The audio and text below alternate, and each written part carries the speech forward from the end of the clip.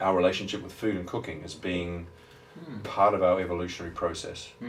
So the things that made us human in the first place was our mastery of fire and our ability to cook food. This stuff has been coming out in science over the last 5-10 years. It's probably longer, but that's how we evolved from ape to human, was that we cooked food and we were able to access the energy available in food, which meant we spent less time digesting and our brains increased. I just got a mini boof. If you want to read a book, there's a great book about how cooking made us human. There's a guy called Richard Wrangham who wrote a fascinating book about that. I can send you links to that, but it just makes complete sense. It's like, how did apes become human? Okay, well, they started to cook their food, and then they're not sitting around digesting raw food all day.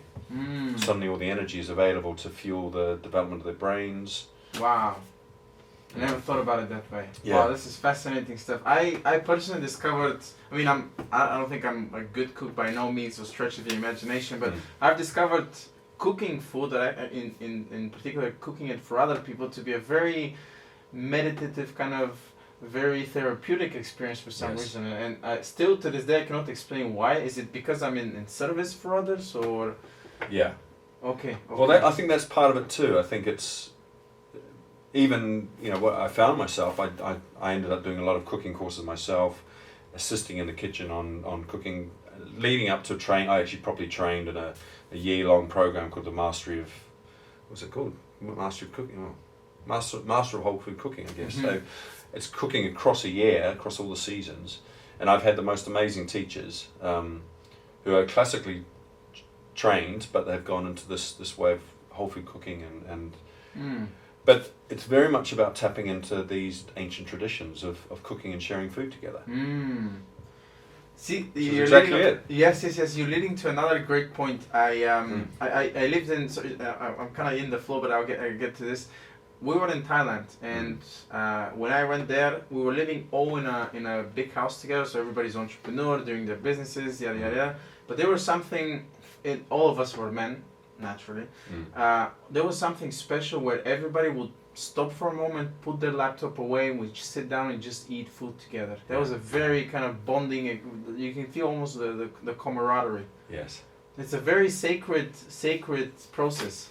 Yeah, and you look at things like the traditions, and my teacher will talk about this a lot. A man called Jean Tournay, he's one of my. I would say he's one of my spiritual mentors, really, because he's been working in this field of transformation, but really he's in the school of the Sufi, like the Sufi tradition in a way, like in the heart of the Sufi sort of philosophy. The kitchen is at the heart of it, so it's almost like there's it's exactly that. It's a sacred place. It's a place where people come together, they share things, they when you cook consciously in that way, or you bring something together and you create something, you can feel it. You can feel it in the food. When you actually take time and you are attentive and conscious in the way that you create the meal, the food tastes, and of course you source your food, of course, responsibly, and you know where it's from, and it's of good condition and provenance. You eat the food, and you're nourished by it in a way you can't quite understand. You're sort of energized, and if you know how to cook as well, and you bring the sort of flavor to it, this is not like a sort of regime. This is like trying to be healthy. This is more a celebration. And it's constantly. I mean, it's sometimes hard to communicate that because we don't often engage with food and eating and cooking in that way, and less these days. So that's very much a passion of mine, and it sort of continues. And I'm looking for ways to feed that in. I'm actually curious about. I have been doing cooking classes, and I'm sort of intending to start that up at some point as a way of experiencing that. What is it like to get together?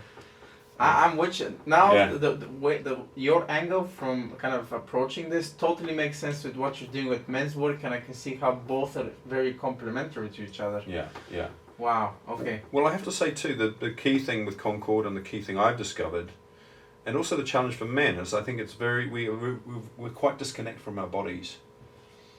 And I've read some interesting things about that I think when we're young and we're in our power in our 20s and 30s, we feel indestructible. And our body's the machine that just gets us around, if we engage with it, we're looking to sort of test it and to expand on it. And for me, it's only as I sort of things started breaking down, and you feel that vulnerability, that you realise that's also important. That you actually sort of have to nourish yourself. And part of that nourishing is a softening and a listening that comes, and the questioning that goes around that is how do I, who am I, and how do I feel? What's going on for me? And I think